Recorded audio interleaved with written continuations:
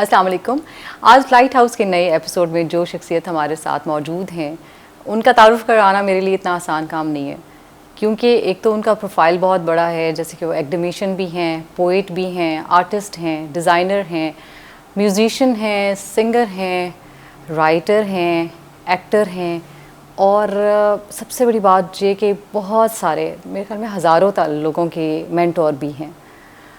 और मेरा इनसे ताल्लुक़ इतना पुराना है कि मुझे थोड़ा सा इमोशनल भी होना पड़ रहा है इस वक्त, क्योंकि व्हेन आई रिकॉल और रिमाइंड हिम, मेरी उनसे पहली जो मुलाकात है, जब मैं उसको याद करती हूँ तो मुझे याद आता है कि एक सही मानों में दराज कद शख्सियत, इन टर्म्स ऑफ अपीयरेंस भी और in terms of his work, his influence और रादर आई से inspiration. I'm so honored today to interview my mentor, Professor Shahnawaz Zaidi.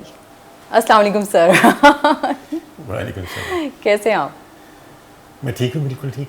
Sir actually it's an emotional moment for me कि मेरे दिल के करीब है ये बहुत ज़्यादा इंटरव्यू, क्योंकि आज आपसे बात करने का मौका मिल रहा है, ये एक एजाज़ से कम नहीं मेरे लिए। आपने इतना कुछ बढ़ा चढ़ा के बयान कर दिया कि मेरा ख्याल इंटरव्यू की ज़रूरत ही नहीं रहेगी। नहीं सर, यही तो बात है कि आपका जो कंट्रीब्यूशन है that is so large in terms of social contribution you can say, और एजुकेशन सेक्टर के अंदर अगर मैं थोड़ा सा इसको तारुफ को ज़रा सा बढ़ाते हुए, ताकि उसके हवाले से आपसे सवाल कर सकूँगी कि being principle of college of art and design जब आपने ज्वाइन किया, उसके सन की बात करते हैं, कब आपने ज्वाइन किया? मुझे तो बिल्कुल याद नहीं है।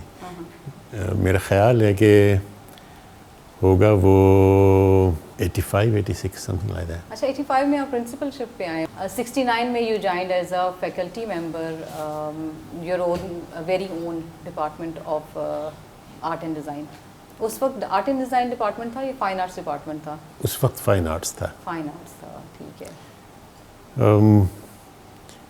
बस वो जिस तरह हमारे यहाँ होता है कि कोई ख़ास ट्रेनिंग तो नहीं होती टीचर की। वो मिसेस अहमद हमारी उस्ताद थी, एना मुल्का अहमद। तो जब वहाँ से क्वालिफ़ाई किया तो उन्होंने कहा कि तुम यहाँ पढ़ाओ। मुझे वैसे शुरू से ये जुनून था थोड़ा बहुत पढ़ाने का। क्लास फेलोज़ के साथ भी मैं खामखा का टीचर बना रहता था। अच्छा। तो इसलिए मैंने कहा कि ठीक है। ये बहुत पुरानी बात है। मुझे तो जब मैं सन मेंशन करता हूँ तो लोग समझते हैं कि हैं ये कैसे हो सकता है जी। इतना एंशंट आदमी बैठा हुआ है हमारे सामने, लेकिन ऐसा ही है बारह। लेकिन 5 साल तकरीबन मैंने वहाँ as a full time lecturer काम किया। फिर मैं नैरोबी यूनिवर्सिटी चला गया था। सर, नैरोबी यूनिवर्सिटी में भी आपका यकीनन कोई कंट्रीब्यूशन भी रहा होगा। वहाँ पे फाइन आर्ट्स पढ़ाने गए थे आप या डिज़ाइन, या किस तरह से? मैं तो वैसे हम लोग गए थे ऐसी तफरी के लिए ना, क्योंकि अच्छा। वो एक खूबसूरत जगह है। वहाँ का जो ख़ास तौर पे मौसम है वो बहुत अच्छा होता है। सारे साल ही बाहर का मौसम रहता है। तो लेकिन वो जगह इतनी अच्छी लगी कि बस वो 2 साल का कॉन्ट्रैक्ट था मेरा। 2 साल की छुट्टी लेके मैं गया था। तो वो फिर एक्सटेंड ही होता रहा। और डिपार्टमेंट ऑफ डिज़ाइन था वहाँ पर। ओके। फाइन आर्ट्स उस जगह नहीं था, वो किसी और कैंपस में था। अच्छा, तो उसमें क्योंकि आप जहाँ पे भी रहे हैं, चाहे वो फाइन आर्ट्स डिपार्टमेंट हो, चाहे वो institute of art and culture हो या कॉमसेट्स हो, वहाँ पर आपकी contribution in terms of designing the curriculum from the scratch रही हैं हमेशा। तो इसमें नैरोबी यूनिवर्सिटी में भी आपका कोई इस तरह से कंट्रीब्यूशन था? हाँ, जब मैं वहाँ ज्वाइन किया था तो उस वक्त वहाँ पर जो हेड थे वो एक जर्मन थे, वॉल्टर प्लाटा। ओके। वो बहुत काबिल इंसान थे और ग्राफिक डिज़ाइन के ही वो उस्ताद थे। लेकिन उनका ज़्यादातर जो ज़ोर था वो टाइपोग्राफी पर था। अच्छा। वो टाइपोग्राफी के स्पेशलिस्ट थे। इसलिए वो ज़्यादातर जो भी इंस्ट्रक्शंस देते थे स्टूडेंट्स को, वो communication from the point of view of typography था उनका। ओके। एडवर्टाइजिंग के वो ख़िलाफ़ थे। अच्छा। उनका ख्याल था कि एडवर्टाइजिंग जो है वो झूठ के सिवा कुछ नहीं है, बेईमानी है। जो किसी हद तक सही भी है बात, लेकिन मुझे ये महसूस हुआ कि वहाँ लोगों को जो स्टूडेंट्स हैं हमारे अफ्रीकन जो हमारे स्टूडेंट्स थे, उनके करियर के लिए ये ज़रूरी है कि उन्हें कुछ एडवर्टाइजिंग का और communication from that point of view, यानी मार्केट पॉइंट ऑफ व्यू से, हाँ, वो होना चाहिए। तो इसलिए फिर उनकी काफ़ी मुखालफत के बावजूद मैंने वो चीज़ इंट्रोड्यूस की और वो नाराज़ हुए मुझसे काफ़ी। अच्छा। क्योंकि वो प्योरिटन जो होते हैं ना, बाज़ लोग जो एक फ़ैसला किया होता है उन्होंने अपनी ज़िंदगी में कि, लेकिन स्टूडेंट्स ने इस बात को पसंद किया और वो बाद में बड़ी अच्छी पोजीशंस पे गए। यानी it was kind of a pioneering kind of a step जो वहाँ पर आपने लिया, सॉर्ट कह सकते हैं। जी जी। क्योंकि मैं जानती हूँ बहुत अच्छे तरीके से, आई हैव बीन क्या, I am a student of professor Shahnawaz Zaidi, तो मुझे अंदाज़ा है कि जिस तरह से रूटेड इल्म ट्रांसफ़र करना या ट्रांसमिट करना through everything, through conducive environment basically, जो कि सर की बहुत बड़ी कंट्रीब्यूशन मुझे लगती है। क्योंकि सर बेसिकली इदारे तो हम बना लेते हैं, लेकिन उसको कंड्यूसिव करना और वहाँ पे मौजूद स्टूडेंट्स के लिए एक इल्म की तलब जो है, जैसे कि जब भी हम आपके पास आते थे कि सर फलानी क्लास नहीं हो रही है ये वो, तो आपसे मुझे याद है आप कहा करते थे कि आप कौन हैं, हम कहते थे हम तालिब इल्म हैं। तो तालिब इल्म क्या कौन होते हैं जी? वो इल्म के तालिब होते हैं। तो अगर आप लर्न करना चाहते हैं, और ये वाकई ये मैंने ज़िंदगी में सीखा है और अब सिखाती भी हूँ कि स्टूडेंट अगर चाहे तो उसके लिए एंडलेस पॉसिबिलिटीज़ हैं। टीचर से भी उसी ने पूछना है, उसकी अर्ज है जो। तो आप बताएंगे इस बारे में, आप कैसे यकीन रखते हैं, अभी तक है आपका ये फर्म बिलीफ? दरअसल जो आपने कहा ना कि ट्रांसमिट करता है टीचर, जी, ये मेरा नहीं ख्याल। अच्छा। मैं नहीं समझता कि टीचर का ये काम होता है कि वो इल्म को ट्रांसमिट करे। ओके। पहले हम यही समझते थे ऑफ कोर्स कि शुरू में जो बल्कि अब तक बाज़ जगहों पर पाकिस्तान में तो ये तसव्वुर ही है कि टीचर जो है वही एक ऐसा सोर्स है या मंबा है इल्म का जिसने इल्म पहुंचाना है स्टूडेंट्स तक। इसीलिए अक्सर स्टूडेंट्स ये कहते हुए पाए जाते हैं कि हमें तो ये किसी ने बताया ही नहीं, हमें तो किसी ने सिखाया ही नहीं, हमें तो पढ़ाया ही नहीं। और कई दफ़ा ये कहते हैं कि ओह ये तो आउट ऑफ कोर्स है। मतलब आउट ऑफ कोर्स क्या होता है? मुझे तो हंसी आती है इस बात से कि आउट ऑफ कोर्स, इसका मतलब है आपने इल्म को भी महदूद कर दिया है कुछ चंद चीज़ों तक। ठीक, ऐसा नहीं है। इल्म एक्चुअली सिखाया नहीं जा सकता, सही, सीखा जा सकता है। सही। ये हो सकता है कि आप सीख लें, इंफॉर्मेशन तो दी जा सकती है। और पहले टीचर बेस्ड चूँकि एजुकेशन होती थी, सारी दुनिया में थी ऐसे ही, इसलिए कि किताबें महंगी थीं, सोर्सेज जो थे वो दस्तयाब नहीं थे या महंगे थे या अवेलेबल ही नहीं थे, तो हर कोई ख़रीद नहीं सकता था किताबें। तो एक टीचर जो था वो 2, 4, 5, 10 किताबें जो भी थी वो उसके पास होती थी, वो उसमें से पढ़ के बाज़ औक़ात तो हमें डिक्टेट कराना शुरू कर देते थे। टीचर एक हमारे थे आर्किटेक्चर की हिस्ट्री पढ़ाते थे। अच्छा। वो जब हमारी क्लास में आते थे यूनिवर्सिटी में, तो एक इतना मोटा उनके पास फाइल होती थी, उसमें से वो पढ़ना शुरू करते तो हमारा ये काम था कि उसको बस लिखते जाएं, लिखते जाएं। हाँ। तो हाथ टूट जाते थे 2 घंटे लिख के, उसके बाद नोट्स लेना कहते थे ना उसको। हाँ। जी। तो मतलब वो तो खैर एक गैर मामूली सूरत हाल थी, इसलिए कि उस वक्त जब हम, बहुत पुरानी बात है, तो उस वक्त फ़ोटोकॉपी का भी इतना रिवाज नहीं होता था। तो थी, लेकिन वो बहुत एक टीडियस प्रोसेस था। तो इसलिए वो लिखवा देते थे। लेकिन दूसरे उस्ताद जो आते थे लेक्चर देते थे, उन्होंने वही चीज़ ज़बानी याद की होती थी जी। तो आके कुछ पढ़ देते थे ज़बानी, और उस जो स्टूडेंट्स उनका काम होता था कि बस इसको जितनी जल्दी शॉर्ट हैंड में लिख सकें लिख लें। लड़कियां बाज़ जो हमारी क्लास फेलोज थी वो इस काम की माहिर थी, तो फिर बाद में हम उनके पास जाते थे कि भाई हमें भी नोट्स दे दो जो तुमने बनाए। तो ये था कि कुछ चीज़ें कहीं किसी किताब से पढ़ के याद करके और फिर एक तरह से आप वही इम्तिहान में लिख के आ जाते थे। आपकी याददाश्त का वो इम्तिहान था जी। किसी किस्म के इल्म का नहीं था जी। कि वो जो इन्फॉर्मेशन आपको मिली है वो आपको कितनी याद रही है, तो इसका इल्म से कोई ताल्लुक़ नहीं है। बिल्कुल। बाद में लोगों ने जब रिसर्च की इस बात पे कि लर्निंग आखिर किस तरह से होती है, तो ये बाद में वेस्ट में रिसर्च हुई आज से 50-60 साल पहले जी। तो उन्होंने ये डिस्कवर किया कि ये जो है ना लर्निंग जो है उसकी सबसे बड़ी जिम्मेदारी जो है वो लर्नर की है। सही। यू नो, इसलिए अब स्टूडेंट बेस्ड एजुकेशन दुनिया में राइज है।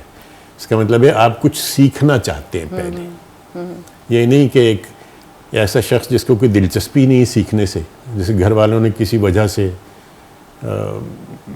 अपने सर से बोझ उतारने के लिए कि ये घर पे रहेगी तो तंग करेगी लड़की या लड़का आवारा हो जाएगा, तो इसे कहीं किसी कॉलेज में भेज दो या यूनिवर्सिटी में भेज दो। सर, इसमें क्या आप हायर लेवल एजुकेशन की बात करें, क्योंकि अगर हम प्राइमरी एजुकेशन वगैरह की बात करें स्पेशली पाकिस्तान के कॉन्टेक्स्ट में, तो स्टूडेंट के लिए तो उस वक्त कैसे हो सकता है कि वो खुद से अर्ज हो उसके अंदर?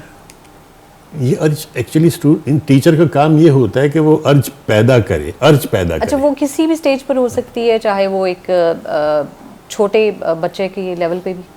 बिल्कुल। मैं अब देखें हमारे स्कूलों में ये रिवाज है और जी। सारी दुनिया में था पहले कि बच्चे को जब छोटा था बच्चा तो उसको क्लास में एक लाइन में इस तरह बिठाया जाता था जी, लाइनों में जी। और हर वक्त टीचर उन्हें यही कह रहा होता था कि खामोश, चुप, आवाज़ ना आए, हाँ। डिसिप्लिन, ये वो। बाद में लोगों ने सोचा कि ये तो गलत है। हाँ। इसलिए कि आप कैसे एक बच्चे को जो सीखना चाहता है, बच्चा जो है वो पैदाइशी तौर पर उसके अंदर ये अर्ज है कि वो कुछ सीखना चाहता है। आप रोकें भी उसे लाख तो ये रोक नहीं सकते आप उसे सीखने से। सही। वो हर चीज़ को उठाता है, मुंह में डालता है, देखता है, उल्टाता है, पलटाता है, फेंकता है, ये वो करता है, वो सारा लर्निंग का प्रोसेस होता है। बिल्कुल।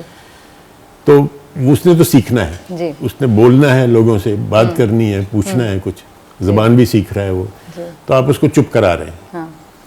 अब उन्हें ये एहसास हुआ है कि इस तरीके से सही तालीम नहीं हो सकती, लिहाजा स्कूल में ही वो बच्चे को और तरीके से उसकी तरबियत करते हैं, एक्सपोज करते हैं उसे मुख्तलिफ स्टिमुलस के साथ। ओके। और ज़रा जब क्लास बड़ी होती है तो फिर उनको राउंड टेबल्स पे बिठाते हैं 5-5, 6-6 स्टूडेंट्स को, और उन्हें कहते हैं कि इस चीज़ के बारे में डिस्कस करें।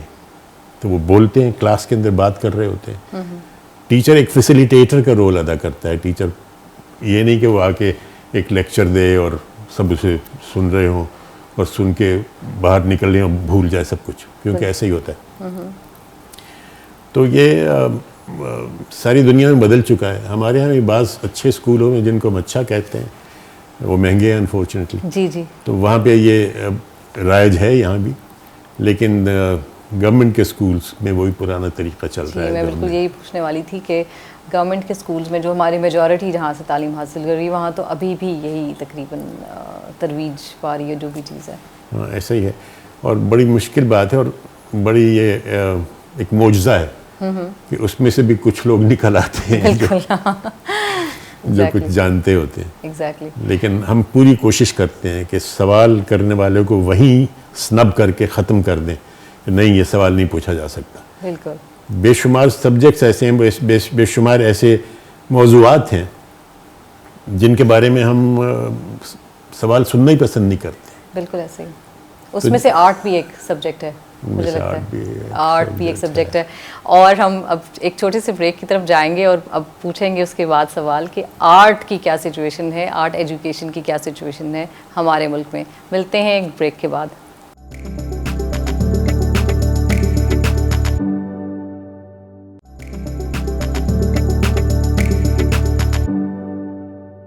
Welcome back. सर, अभी हम स्कूलों में कंड्यूसिव एनवायरनमेंट की बात कर रहे थे कि जो कि स्टूडेंट्स में अर्ज पैदा करता है पढ़ने के लिए, जुस्तजू के लिए स्पेशली।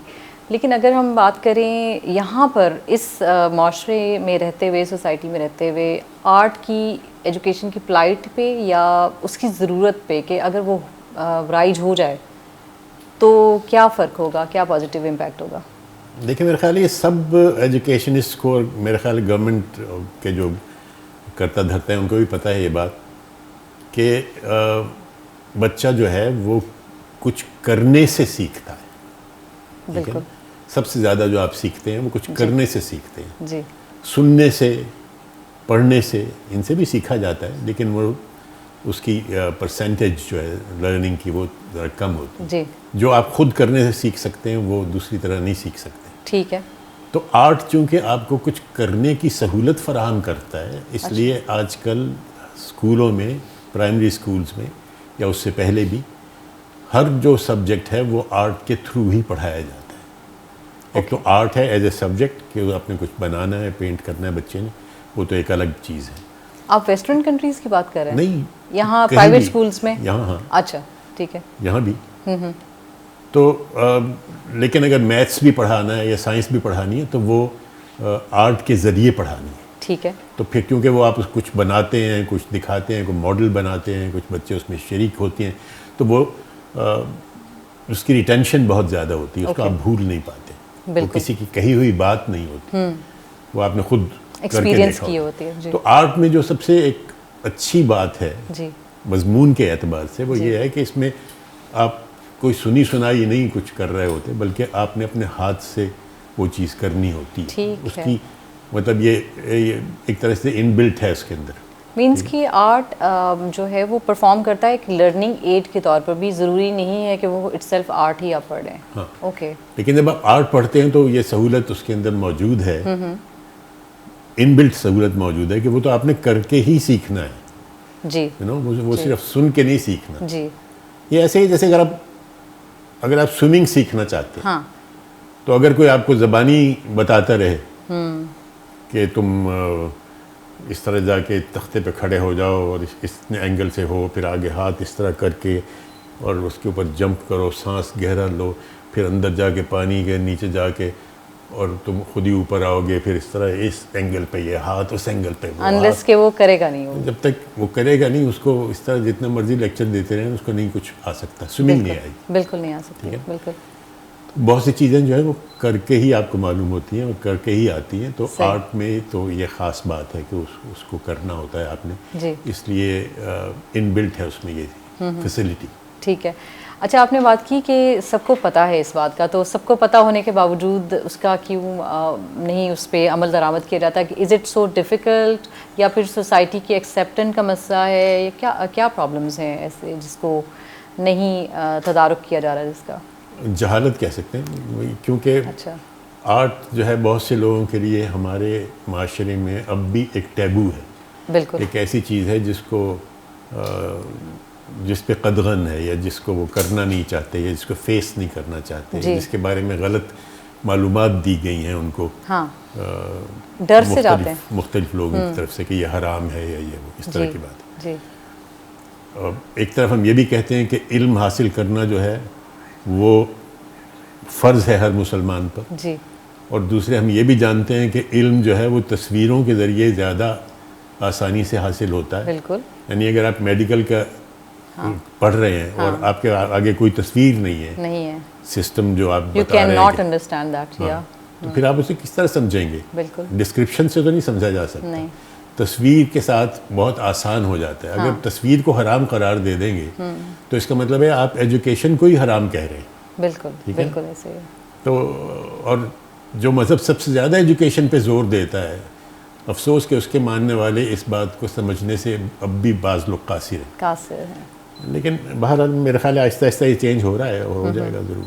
अभी भी अगर जितना भी हम आर्ट को डिस्करेज करें जो भी, तो टेक्स्ट बुक्स में हम देखते हैं कि तस्वीर के थ्रू ही छोटे से छोटे बच्चे को और बड़े से बड़े जो डॉक्टर्स बन रहे हैं, इंजीनियर्स बन रहे हैं, थ्रू द पिक्टोरियल इंफॉर्मेशन ही। और अगर हम मेडिसिन की बात करें तो उसमें कैमरास का तो बहुत ज़्यादा यूज़ इस वक्त मेडिसिन में आ गया है, to see what's going inside the body, human body. तो यस, दिस इज़ अच्छा सर। अगला सवाल आपसे अगर मैं पूछूं कि आर्ट एजुकेशन जो इस वक्त हायर लेवल पर मौजूद है हमारे यहाँ, जैसे यूनिवर्सिटीज़ में, कॉलेजेस में, are you satisfied with that, या उसमें क्या इम्प्रूवमेंट्स की जा सकती हैं कि वो ज़्यादा इफ़ेक्टिवली सोसाइटी में कंट्रीब्यूट कर सके? मतलब आप आर्ट स्कूल्स की बात कर रहे हैं? जी, जैसे बहुत से कॉलेजेस भी हैं जिसमें फ़ाइन आर्ट्स भी पढ़ाई जा रही है, जिसमें स्टिल लाइफ पढ़ रहे हैं स्टूडेंट्स, इसके अलावा वो नेचर को स्टडी कर रहे हैं या रंगों को स्टडी कर रहे हैं, इसके अलावा इसके बाद हम प्रोफेशनल एजुकेशन में चले जाते हैं। तो do you think as educationist के ये कंट्रीब्यूशन किस हद तक हो रहा है और क्या तब्दीलियाँ की जाएँ कि मज़ीद निखर कर सामने आए? देखिए, आर्ट के दो मुख्तलिफ पहलू हैं और रोल्स हैं। हाँ, रोल्स भी कैसे, वो ये कि एक तो आर्ट का एक एस्थेटिक पहलू है जी, कि वो आपके हिस्से जमाल को मुतासर करता है और अपील करता है। जी। ठीक है ना? हर शख्स में हिस्से जमाल मौजूद है जी, बुनियादी तौर पर। कोई भी शख्स इससे आरी नहीं हो सकता, एस्थेटिक सेंस जिसे हम कहते हैं, जी, जी, यानी खूबसूरती को समझने का और देखने का एहसास, ठीक, अप्रिशिएट करने का। हर कोई अपने घर में जब पर्दे लगाता है, कारपेट, जब लिबास पहनता है, ख़वातीन हो या आदमी हो या कोई भी हो, तो वो एस्थेटिक्स को हर वक्त Follow मद्देनज़र रखे होते जी। हैं। ठीक है ना? ऐसे नहीं होता कि उन्हें इसका बिल्कुल इल्म ही नहीं है और बिल्कुल वो तो जानवर फिर इंसान बन जाएगा। जी, जी, क्योंकि ये एक बुनियादी बात है, इंसान में ये सिफत जो मौजूद है ये बहुत ख़ास है कि वो खूबसूरती का मुतलाशी है। और art is nothing but aesthetics. जी, तो वो तो एक तो उसका ये पहलू है जो प्योर आर्ट, और उसको हम एक कहते हैं कि हर किसी में ये बीज मौजूद है। बिल्कुल, और दूसरा ये कि फिर वो कुछ ऐसे मज़ामीन या ऐसे एरियाज़ आ जाते हैं जो कि अप्लाइड आर्ट जिसे हम कहते हैं, ठीक है, जो कि ज़रूरी नहीं कि वो सिर्फ पेंटिंग हो या स्कल्पचर हो या कुछ प्योर आर्ट हो, या इवन पोइट्री या शायरी जो है वो भी एक प्योर आर्ट है। अप्लाइड आर्ट्स कुछ होते हैं जिनको डिज़ाइन दूसरे लफ्ज़ों में आप कह बिल्कुल, सकते हैं। जी, ठीक है। अजीब बात यह है कि दुनिया में जितनी भी चीज़ें मौजूद हैं, हाँ जी, जितनी भी चीज़ें मौजूद हैं, they're all designed। वो या तो अल्लाह ताला ने बनाई है, हाँ, या फिर किसी डिज़ाइनर ने बनाई है। वैसे कोई नहीं। बिल्कुल सही। और ये बात वैसे तो बहुत ऑब्वियस सी लगती है। चीज़ों से मुराद प्रोडक्ट्स कह रहे हैं आप कोई या? भी आप अपने इर्द गिर्द देखें, किताब है, गिलास है, ये जी। है, मेज़ है, कुर्सी है, कालीन है, जो कुछ भी है यहाँ, घर है, घर है, जी, जो कुछ भी मौजूद है, जो भी जी। चीज़ है, ऑब्जेक्ट ऑब्जेक्ट, ओके, वो किसी डिज़ाइनर ने बनाया है या अल्लाह ताला की बनी हुई जो बिल्कुल। नेचर है, या जिसको हम ठीक है। कहते हैं। जाहिर है कि अगर कोई पौधा उग रहा है तो वो तो इंसान ने नहीं हाँ, हाँ, डिज़ाइन नहीं किया जी, जी, ना। उसको डिज़ाइन कर सकते हैं, पौधे को काट के किसी तरह हाँ, और उसकी अरेंजमेंट कर सकते हैं, वो एक बिल्कुल। और बात है। जी, तो लेकिन शुरू में ये एहसास मुझे तो एटलीस्ट नहीं था। मैं कोई भी चीज़ देखता था, मुझे ये ख्याल नहीं आता था कि किसी ने बनाई है। हाँ, मैं समझता बस ये तो है, बनी बनाई है। ये तो है, एग्जैक्टली, ये जी, चीज़ जी, ऑब्जेक्ट यहाँ पड़ा है, ये तो। ज़्यादातर लोग ऐसे ही ये तो सोचते है हैं। ही हाँ, है। हाँ, जब आप ये सोचते हैं कि किसी ने आउट ऑफ नथिंग, तख्लीक किए, कुछ नहीं था, हाँ, और किसी ने ये बनाई है, ये किसी ने तख्लीक की है, जी, चाहे इसकी बहुत ज़्यादा कॉपीज़ निकली हुई हैं मैकेनिकली, या सिर्फ अकेला है वो चीज़, जो भी है, लेकिन उसको किसी ने सोचा है out of nothing. It has been created, it is the result of the thought of a creative person. बिल्कुल, इसका एहसास होना बहुत ज़रूरी है। फिर आपका पूरा नज़रिया दुनिया के बारे में बदल जाता है। आप चीज़ों को एक मुख्तलिफ एंगल से देखना शुरू कर देते हैं। तो जो अप्लाइड आर्ट्स हैं, जो जिसको डिज़ाइन हम कह सकते हैं, जी। उसके बहुत से पहलू हैं, बेशुमार, आप जानते हैं जी, कि वो प्रोडक्ट डिज़ाइन भी हो सकता है, फर्नीचर डिज़ाइन हो सकता है, ज्वेलरी डिज़ाइन हो सकता है, टेक्सटाइल डिज़ाइन हो सकता है, it can be carpets, it can be anything. बिल्कुल, और वो सारी चीज़ें हमारे इस्तेमाल की चीज़ें हैं ही हैं, बिल्कुल, और हम उन्हें अप्रिशिएट करते हैं on the basis of their colour, their texture, their composition, their rendering. वो उसका हमें पूरी तरह एहसास होता है, और हम बड़े आसानी से जब कोई लिबास सेलेक्ट करने जाते हैं तो हम देख लेते हैं कि फ़लाँ चीज़ फ़लाँ के साथ मैच नहीं कर रही, ये फ़लाँ चीज़ फ़लाँ के साथ। तो actually we are applying the same principle of harmony and rhythm and balance जी, जी, and जी। composition, and contrast, which is या, also in a painting. Exactly, लेकिन हम पेंटिंग देखते हैं तो हम एकदम हमारा वो मीटर ऑन हो जाता है कि ये तो हराम है। ये तो गलत है, हालांकि वो क्या है। बिल्कुल, और एक अजीब बात यह है कि एब्स्ट्रैक्ट आर्ट को अक्सर लोग जो है ना वो नहीं अप्रिशिएट कर पाते। हाँ, जब किसी तस्वीर को देखते हैं तो अगर फूल बने हुए हैं तो वो कहते हैं कि फूल तो ऐसे नहीं होते, इंसान बना अगर एब्स्ट्रैक्ट तरीके से तो सही। कहते हैं इंसान, तो ऐसा नहीं होता। यानी उसे कंपेयर करते हैं किसी नेचुरल चीज़ के साथ। लेकिन जब कपड़े पे वही चीज़ बनी होती है एक्सेप्ट कर लेते हैं फ़ौरन। तो फ़ौरन एक्सेप्ट कर लेते हैं। कभी नहीं कहते कि ये फूल जो बना हुआ है ये तो गुलाब के फूल से या किसी भी फूल से नहीं मिलता, ये तो बकवास है, इसे फेंको।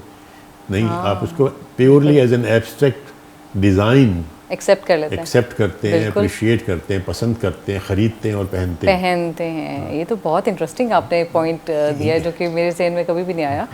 सर इसमें ये इसी से जुड़ा हुआ अगला सवाल है कि ये थोड़ा सा यहीं से मुंसलिक नहीं लगता मसला अब हमारी सोसाइटी से? अगर हम ईरान को देख लें, इंडिया को शायद मैं नहीं मेंशन करूँगी उस तरह से कि वहाँ पर भी शायद ये मसाइल हों, लेकिन यूके और वेस्ट में ये थोड़ा सा कम है ये मामला। तो अगेन उनकी जो कंडीशनिंग हुई है या उनकी जो ग्रूमिंग है एज अ चाइल्ड, उसमें फ़र्क आ जाता है।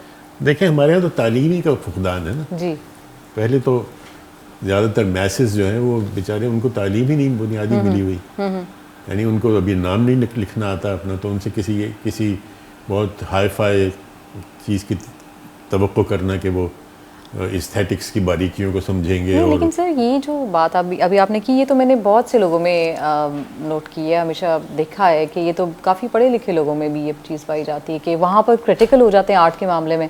और जैसे हम बात कर रहे थे कि कपड़ों के या अपने सिलेक्शन ऑफ ऑब्जेक्ट्स के मामले में या प्रोडक्ट्स के मामले में और होती है चॉइस, तो शायद वही बात है कि हम शायद उन टैबूज से निकल नहीं पा रहे, जो कि शायद वो टैबूज़ हैं नहीं। अगर हम उन्हें एक्सेप्ट कर लें तो वो टैबूज़ नहीं रहेंगे, लेकिन थोड़ा सा फ़र्क है।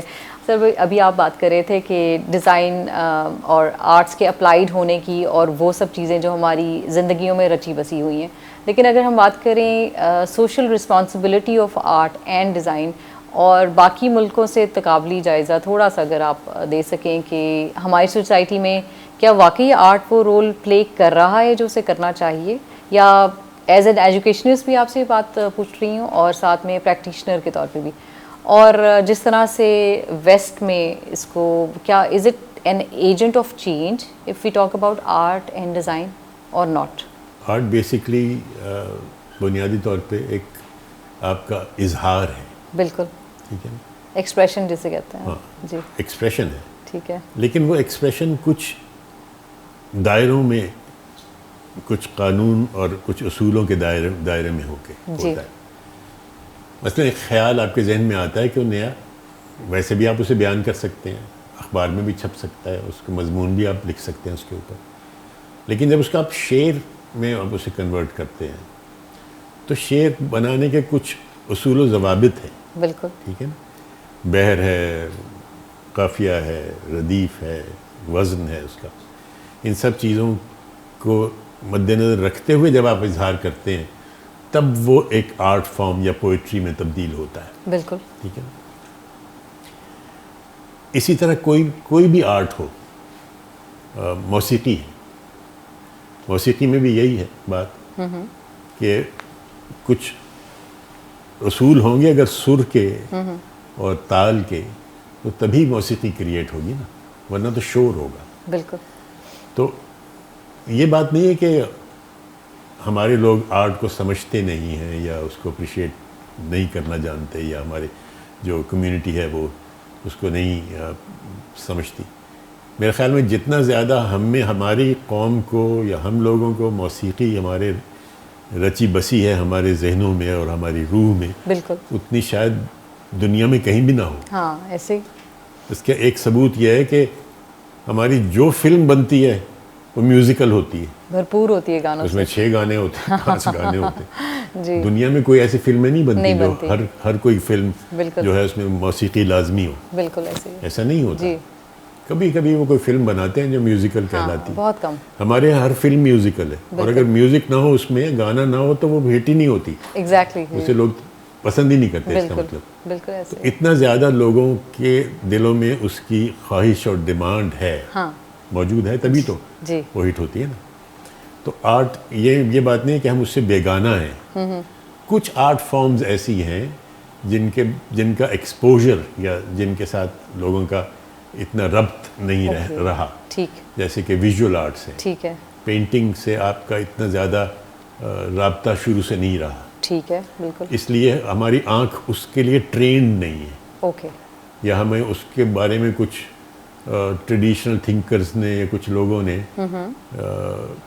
ऐसी बातें बता दी हैं जो कि गलत है और वो हमारे जहन में बैठ गई। ठीक। तो इस वजह से हम उनको किसी एक बायस के साथ देखते हैं। ओके। लेकिन हर किसी में ये, मैं जैसे कहा था मैंने, कि ज़ौक़ मौजूद है और होता है। बिल्कुल। खूबसूरती ही है ना। आप किसी पेंटिंग को देख रहे हैं तो क्या कर रहे हैं, आप क्या चाहते हैं उससे? हाँ। कुछ भी तो नहीं, सिर्फ देखना है आपने उसे। बिल्कुल। और देख के आपको उससे जो कोई एक लुत्फ़ मिल सकता है वो आपने सिर्फ हासिल करना है। वो पेंटिंग आपको किसी तरह गुजन नहीं पहुंचा रही, कोई नुकसान नहीं दे रही, वो कुछ वहाँ से उठ के आपके ऊपर हमला नहीं कर रही। तो आप किस वजह से उससे डरे हुए हैं खामखा? बिल्कुल। एक इमेज है। हाँ। और वो इमेज एक तरह से अल्लाह ताला को एक होमेज है, एक उसकी एक जो क्रिएटिविटी है या उसकी जो तख्लीक है, उसको एक नजराना अकीदत है एक आर्टिस्ट की तरफ से। वो उसकी रेप्लिका बना के ये दावा नहीं कर रहा कि मैं देखो मैं भी खुदा हूँ। ये तो मैंने आज तक कभी किसी फनकार में नहीं देखा। बिल्कुल ठीक है। कि वो इस बात का दावा कर रहा हो कि मैंने बनाया, देखो मैं भी तो एक तरह का। हाँ। ऐसे कभी नहीं हुआ। ठीक। वो तो आप किसी को देख के कुछ बनाते हैं तो, या किसी नेचुरल ऑब्जेक्ट को देख के, किसी दरख्त को, किसी इंसान को, किसी भी चीज़ को देख के वो बनाते हैं तो आप उसको अव्वल तो वैसा तो कभी बनता ही नहीं है, वो तो बदल जाता है। सही। और आप उसको एक रेफरेंस के तौर पे इस्तेमाल कर रहे होते हैं जी। आप कुदरत को एक हदिया अकीदत पेश कर रहे होते हैं वो बनाते हैं। बिल्कुल सही। तो इसको इस तरह से देखना चाहिए, लेकिन लोग बहरहाल उसको इस तरह समझते नहीं है। अच्छा, अब छोटा सा ब्रेक लेंगे और ब्रेक के बाद दोबारा गुफ्तगू का हम सिलसिला जोड़ेंगे।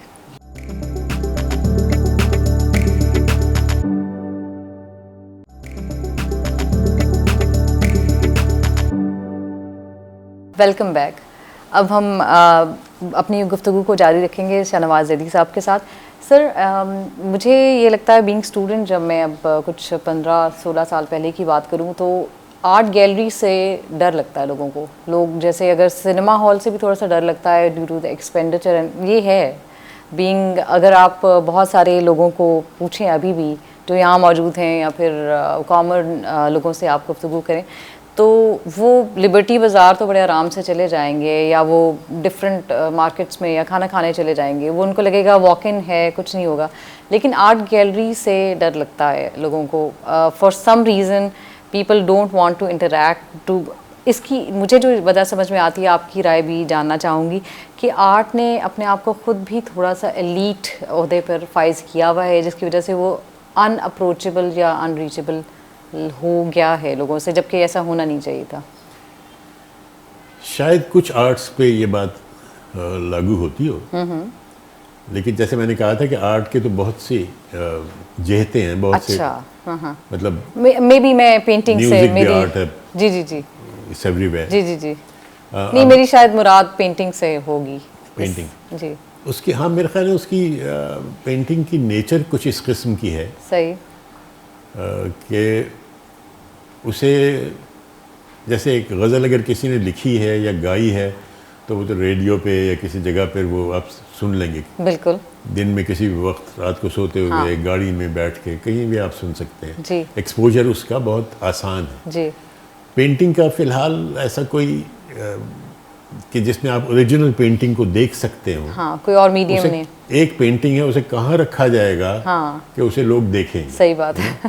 तो ये बड़ा उसके अंदर एक ये प्रॉब्लम मौजूद है उसके अंदर, जो उसको एलीट बना देती है, समहाउ अनअप्रोचेबल बना देती है। किसी जगह पे डिस्प्ले करना, आपके घर पे करेंगे, हाँ। या बाजार में करेंगे जी, या सड़क पे करेंगे, हाँ। सड़क पे करेंगे तो लोग फाड़ फूड़ देंगे, कुछ कर देंगे, खराब कर देंगे उसे। लेकिन वहाँ पे कम्युनिटी आर्ट जन्म लेता है ना। अब जैसे कम्युनिटी इंटरैक्ट कर रही है, और दुनिया में बहुत हो रहा है ये काम, फोटोग्राफी एग्जीबिशंस भी आउटडोर हो रही हैं, और अब यहाँ पर भी पाकिस्तान में कुछ बिनालेज ऐसे हैं जहाँ पर आउटडोर आर्ट को फ़रोग दिया जा रहा है। तो माइट बी पॉसिबल कि इंटरैक्शन के थ्रू भी लोग थोड़ा सा सीखें, थोड़ा सा उसके साथ बिहेव करना सीखें।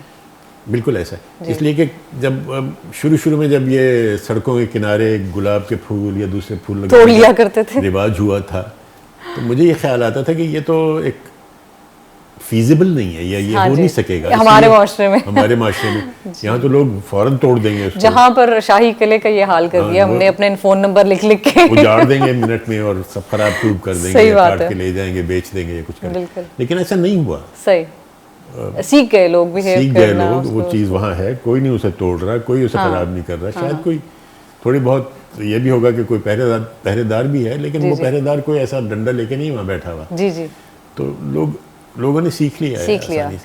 सर अगर हम बात करें कि हम न्यू चैलेंजेस की बात करें और 50 साल पहले जो यहाँ पर सोसाइटी थी और अब हम एक जेन वाई को पढ़ा रहे हैं, तो उसमें हमारे करिकुलम में क्या चेंजेस आए हैं या आने चाहिए? देखिए, आर्ट के हवाले से एक तो ये है कि अक्सर लोग इस गलत फहमी में हैं कि आर्ट जो है वो लड़कियों के लिए एक अच्छा सब्जेक्ट, ये अभी भी है सिर्फ लड़कियों के, अच्छा, मतलब ये एक है कि चले ये आसान सा कुछ पढ़ ये लेंगी और तसव्वुर है, खेल कूद आसान लेंगी की बात नहीं। जी, उनको लगता है कि ये घरदारी में शायद मदद देगा, यानी वो रिलेट करते हैं इस बात से कि इंटीरियर डेकोरेशन है या कुछ और है, वो मतलब एस्थेटिक्स की इसकी थोड़ी ट्रेनिंग हो जाएगी, ठीक है, तो उस हवाले से वो समझते हैं। या ये फिर कहीं ये पढ़ाने शुरू कर देगी मे बी, ओके, तो वो भी एक्सेप्टेबल है लोगों को। तो इसलिए वो लड़कियों को इस तरफ अगर किसी का दिलचस्पी होती है तो वो बड़ी आसानी से इजाज़त दे देते हैं। ठीक है, लड़कों को ज़रा मुश्किल से वो समझते हैं कि लड़कों के लिए ये गालिबन नहीं है, या फिर और इसमें ये बहुत प्रोफेशनल एक इनकम के वो ज़राए थोड़े से कम है, ये भी एक लेकिन वजह ये है। बहुत बड़ी गलतफहमी है हमारे सही। माशरे में, इसलिए कि डिज़ाइन तो ख़ास तौर पे एक ऐसी चीज़ है जो जिसके जितने भी पहलू हैं, और आजकल तो बहुत नए विद एनिमेशन है, गेम डिज़ाइन आईटी है, वगैरह के साथ तो हर चीज़ जो है वो एक यानी हर किसी ने वो बनानी है अपनी वेबसाइट और बिल्कुल। तो वो सारी चीज़ें जो हैं वो डिज़ाइनर करते हैं, और इसकी बहुत ज़्यादा मांग भी है मार्केट में, जी, और अच्छे जॉब्स आपको मिलते हैं, you can earn a lot of money, even locally भी और ग्लोबली भी, घर बैठे भी आप, जी, लेकिन अब इवन अगर आप सिर्फ पेंटिंग की बात जी। करें, उसमें सिर्फ उसमें भी लोग बहुत पैसा बनाते एक्सेल हैं, करते हैं, जी, हाँ, लेकिन सिर्फ उसमें एक दिक्कत है कि मीडियोकर या दरमियाने दर्जे के अगर आप हैं, हाँ, तो फिर थोड़ी मुश्किल हो जाती है। नहीं, ये इस आपके लिए नहीं है फिर ये सही चीज़। सही, you have to be, you have to be excellent जी, और just forget it, okay, you know, that kind yes of yes, तो मुख्तलिफ इंस्टीट्यूशंस अपने अपने एतबार से उसको देख रहे होते हैं, और वो उनकी पोजीशंस बदलती भी रहती हैं। ठीक है, मसलन एक ज़माना था जबकि fine arts department Punjab university was considered to be far better यानी प्रेफरेंस वाइज, जी जो एडमिशन्स के प्रेफरेंस वाइज जी जी, लोग उसे प्रेफर करते थे ओवर एनसीए। अच्छा, ये भी वक्त था, हाँ, बिल्कुल ये था, और उसकी वजह ये थी कि यहाँ पे डिग्री कोर्स था, वहाँ पर डिप्लोमा कोर्स होता अच्छा, था, that was a big difference, जी, तो एक ये भी वजह अच्छा, थी। फिर ये कि उसके बाद जो एक तब्दीली हुई वो भी बुनियादी तौर पे इसलिए हुई कि आर्ट के लिए जो एनवायरनमेंट चाहिए जी होता जी, है, वो जो फ्रीडम चाहिए होती है, हाँ, वो वहाँ पर, क्योंकि वो एक अलग इंडिपेंडेंट कॉलेज है, जी, इसलिए वहाँ पर वो ज़्यादा है, क्रिएट कर सके। सही, पंजाब यूनिवर्सिटी का ये था कि चूंकि ये एक ओपन स्पेस है, हाँ, यू नो, उसमें डिपार्टमेंट को आप एक अपने शेल के अंदर नहीं रख सकते, ठीक है, उसमें दूसरे डिपार्टमेंट्स के लोग जब मर्जी आ सकते हैं, जा सकते हैं, इसके अलावा गुजर सकते हैं एडमिनिस्ट्रेटिव भी वो इंटरफेरेंस भी ज़ाहिर रहती है, गुजर भी सकते हैं ना। जी, तो फिर बहुत से दूसरे डिपार्टमेंट्स के जो लोग, लड़के और दूसरे कुछ डिस्ट्रक्टिव ग्रुप्स, हाँ हाँ, वो वहाँ जाके अक्सर कुछ ट्रबल क्रिएट कर देते थे सही, आर्ट के हवाले से, ये बुत क्यों बना रहे हैं, ये फला क्यों हाँ कर रहे हाँ हैं, हाँ, इस तरह की बात। इंटरफेरेंस ऑफ डिफरेंट लेवल्स, या गुजरते गुजरते कहेंगे कि हम तो महमूद गजनवी हैं, या समथिंग लाइक, हाँ हाँ हाँ, तो वो सबके यानी एक एक्सपोज्ड जगह थी ठीक है, कंपैरेटिवली, ठीक है, उसकी वजह से वहाँ पे काफ़ी डिस्ट्रप्शंस भी हुई, जी, अक्सर तोड़ फोड़ कर देते थे लोग, आगे कुछ और कर देते थे, उन सब से नबर्द आज़मा आपको होना पड़ता था। म्यूज़िक डिपार्टमेंट जब शुरू किया तो फिर ये इसकी तो बहुत ही ज़्यादा मुखालफत थी, बिल्कुल, कि मौसीक़ी, हालांकि हर जगह आप वो जो मुखालिफ करने वाले हैं वो खुद अपने उनके गाड़ियों में बिल्कुल गाने सुन म्यूजिक रहे ऑन हो, है, हाँ जी बिल्कुल म्यूजिक घर पे गाने हमारी सुनने जा जिंदगी रहे में हैं शामिल है बिल्कुल। लेकिन वहाँ पे नहीं गा सकते आप। हाँ पॉलिटिकल स्कोरिंग भी होती है ना। हाँ बस वो हाँ एक यही है। एक, तो हाँ जी। वहाँ पे जो पंजाब यूनिवर्सिटी में बहुत दुश्वार था, ये बहुत सी जी, धमकियों का सामना करना पड़ा हाँ। बहुत सा। हालांकि कोई भी चीज़ जो है, अगर मसलन एक नाइफ है तो नाइफ से आप खाना भी बना सकते हैं, काट सकते हैं सब्जियां। एक knife is a part of your dining setup daily, हाँ कि routine, आपने कांटा छुरी और वो रखा हुआ है, उसी छुरी से आप किसी को कत्ल भी कर सकते हैं। बिल्कुल ऐसे ही है। तो उसका इस्तेमाल किस तरह का किया जा रहा है, उसके ऊपर आपको देखना चाहिए। ये नहीं कि छुरी को बैन कर दो, बिल्कुल ऐसे ही है। कि छुरी कहीं जैसे बसंत बैन नजर कर ही दी नहीं हमने। आनी चाहिए क्योंकि इससे कुछ खराबी भी हो जाती है। हाँ खराबी हो जाती है, उस खराबी को आप दूर करें। अच्छा, बसंत को आप एक कल्चरल तौर पर देखते हैं या आर्ट का भी कुछ है? क्योंकि एक कैथारसिस होता था पूरी की पूरी कौम का उसके साथ, और एक बहुत अवेटेड फेस्टिवल होता था जिसको बैन कर दिया गया।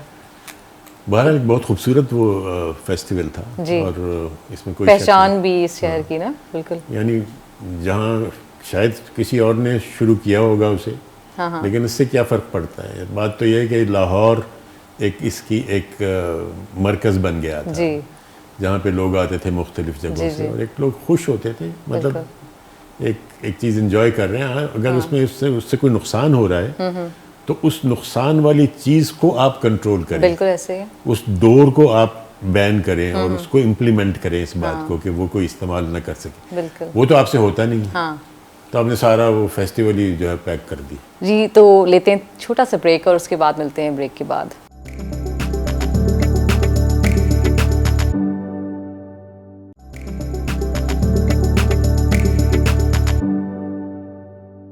वेलकम बैक नाजरीन।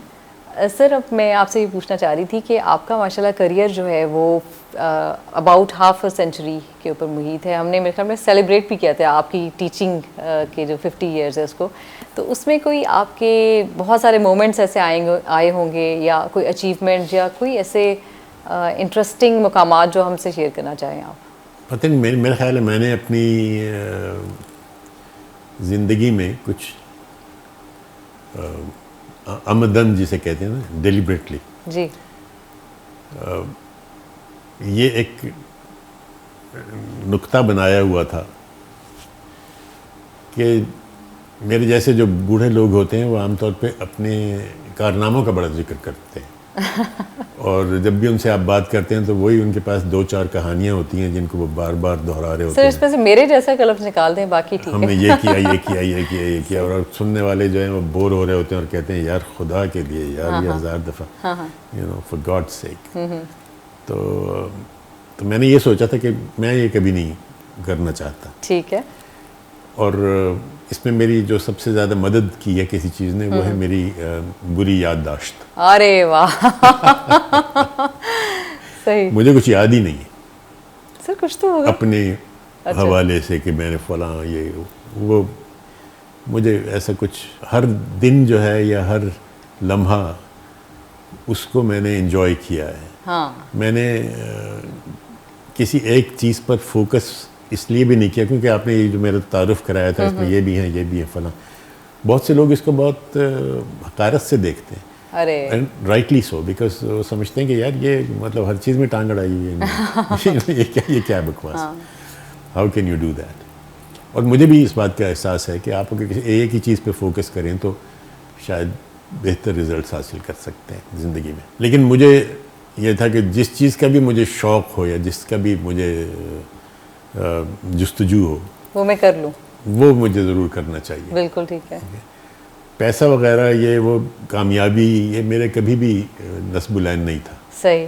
ज़रूरत तो थी लेकिन मैंने उसको नहीं अहमियत दी। इसलिए मैं तकरीबन जो भी चीज़ मुझे इंटरेस्ट की, अगर पोइट्री है तो, अगर म्यूज़िक है, अगर कुछ और है, एक्टिंग है, तो just for the sake of discovering it and to see what I can do in that particular field for my own interest, not for people, वो नहीं था। या कुछ जिस तरह आजकल लोग कुछ जल्दी से हासिल करना चाहते हैं जी, कुछ बन जाना चाहते हैं फ़ौरन, या यू नो एक जिसे हम सेलिब्रिटी कहते हैं, हाँ हाँ वो हमारे नौजवान भी अगर उनको म्यूज़िक से दिलचस्पी है या नहीं है, कुछ भी है, लेकिन उन्होंने किसी अच्छे सिंगर को देखा हुआ है तो बस वो गिटार लेके शुरू हो जाएंगे और उल्टी सीधी आवाज़ में जो भी है कुछ गाने शुरू कर देंगे। तो क्योंकि वो उनका ये होता है कि ये बस मैंने ये फ़ौरन ये कर देना और इसके बाद मैं मशहूर व मारूफ और दौलतमंद बन जाऊंगा इस फलां बंदे की तरह। हाँ हाँ मेरे जो ख्याल होता में नहीं ये है, एक हाँ। बहुत ही गलत सोच है, सही। गलत सोच है ये। आपको इन्जॉय करनी चाहिए कोई चीज़, आप इसलिए उसे करें कि आप उसका लुत्फ़ ले रहे हैं, आपको उसका मज़ा आ रहा है, आपको उसमें दिलचस्पी है, आपको उसका शौक़ है। बहुत से जब हमारे स्टूडेंट्स के एडमिशन होता है ना, तो अक्सर पेरेंट्स आते हैं उनके साथ और एडमिशन दिलाना होता है बच्चे को, कंपटीशन काफ़ी ज़्यादा जी, है, जी। चंद लोगों को लेना है। जी तो वो कहते हैं जी हमारे इस बच्चे को तो या बच्ची को तो बहुत ही शौक शौक है, है। हाँ, बचपन से इसको शौक है आर्किटेक्चर में। अब मैं उनसे पूछता हूँ कि यार आर्किटेक्चर का शौक बचपन से किस तरह हो सकता है? ये कैसे हो सकता है? या अच्छा चलिए इसको शौक है, हाँ तो कोई उस शौक की कोई मैनिफेस्टेशन, उसका कोई निशानी सबूत, दिखाइए। कोई निशानी, कोई इसने स्केच बनाया होगा, कोई लकीर लगाई होगी कहीं, कोई कागज़ का पुल रहा है, कोई चीज़ आप कुछ तो दिखाएं। बिल्कुल सही। नहीं, वो तो आपने सिखाना दिल है, ही दिल में शौक है। वो तो आपने सिखाना है, वो हमें उसने तो कुछ नहीं किया, सही। लेकिन शौक बहुत है। शौक बहुत। तो वो शौक एक्चुअली होता नहीं है, तो शौक पैदा करें सही। या हाँ। शौक को परवरिश शौक की करें, वाह। पैदा तो शायद नहीं कर सकते आप। इसको परसुएंस भी कह सकते हैं, क्योंकि मैंने जब भी देखा आपको कि अगर आप म्यूज़िक करते हैं या उसको आप परसू भी करते हैं, इट्स नॉट कि जी दरमियान में छोड़ दिया, 4 दिन बजाया या 4 दिन किताब लिखी और उसके बाद छोड़ दिया। शौक की परवरिश करनी पड़ती है ना, बिल्कुल उसको ऐसे ही है। पालना पोसना पड़ता है, पालना उसके साथ पोसना। मोहब्बत करनी पड़ती है, उसके लिए सख्तियाँ बर्दाश्त करनी पड़ती हैं। कुछ जिस तरह एक मोहब्बत में होता है, इसी तरह के सारे अमल से आपको गुजरना पड़ता है। तो वो अब करने को अगर आप तैयार नहीं हैं तो फिर आप एक फ़ेक किस्म का शायद कोई मकाम हासिल कर लें, लेकिन वो असली नहीं होगा। इसलिए मैं तो यही कहूँगा अपने जो जितने भी यंग लोग हैं कि अपने जो काबिलियत है हाँ उसको पहचानें। बिल्कुल। इसलिए कि हर किसी को अल्लाह ताला ने कोई ना कोई ऐसी सलाहियत दी हुई होती है जो उसके लिए मखसूस होती है, ख़ास होती है। बिल्कुल। उसको डिस्कवर करें और फिर वो जो भी है, जो भी आपका शौक़ है, चाहे वो दीवार पे चढ़ना है, माउंटेनियरिंग है, व्हाटएवर, उसी को परस्यू करें, उसी को अपनी ज़िंदगी का नस्बुलैन बनाएं और उसी से रोज़ी कमाएं। वाह। या कमाने की कोशिश करें, क्योंकि उस तरह आप जो काम करेंगे, जो जॉब करेंगे, वो एक्चुअली वो काम नहीं होगा, आप मज़ा ले रहे होंगे और काम खुद ब खुद हो रहा होगा। बिल्कुल ऐसा होना चाहिए ज़िंदगी बिल्कुल में। सही, ज़बरदस्त सर। अच्छा लास्ट बिल्कुल छोटा सा क्वेश्चन कि मैं जब यहाँ पर मैं आती रहती हूँ, लेकिन आज मेरी स्टूडेंट्स भी मौजूद थी, तो उन्होंने मुझे कुछ सवाल जवाब हो रहे थे, तो मैंने उनको बताया कि सर को प्राइड ऑफ परफॉर्मेंस भी मिला है और तमगा इम्तियाज़ भी मिला है, लेकिन वो हमें यहाँ कहीं रिफ्लेक्शन यानी वो सजे हुए नज़र नहीं आ रहे, जबकि जब भी किसी शख्सियत को मिलता है तो वो सबसे मोस्ट प्रोमिनेंट प्लेस पर फ्रेम हुए हुए लगे होते हैं। तो व्हाई इज़ लाइक दैट? पता नहीं, मैं समझता हूँ ये बड़ी घटिया सी बात होगी कि उसको डिस्प्ले करके आप बैठ जाएं। उसमें क्या है? वैसे भी वो पीतल का होता है शायद। जो देते हो आपको, वो मैंने बहुत अरसे बाद 4-5 साल के बाद मैंने कहा कि देखूं कहीं खो तो नहीं गया वो मेडल। तो मैंने वो एक दिन ढूंढा, उसको एक जगह मिला मुझे उसका डब्बा, मैंने खोला तो वो काला हुआ होता। ओहो।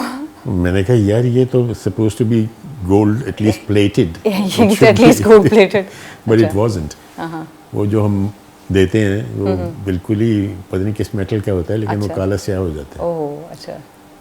तो वैसे भी दिखाना क्या है इसमें, दिखाने की बात भी क्या है? सही, ठीक है। यही ख़ास बात है हमारी आज की शख्सियत में, जो कि one and only professor Shahnawaz Zaidi, जिनसे मैंने तो अपनी ज़िंदगी में मुझे लगता है मैक्सिमम जो कुछ सीखा है सर से ही सीखा है, और यकीनन आपको भी बहुत कुछ जानने को मिला होगा। बहुत शुक्रिया। अल्लाह हाफ़िज़।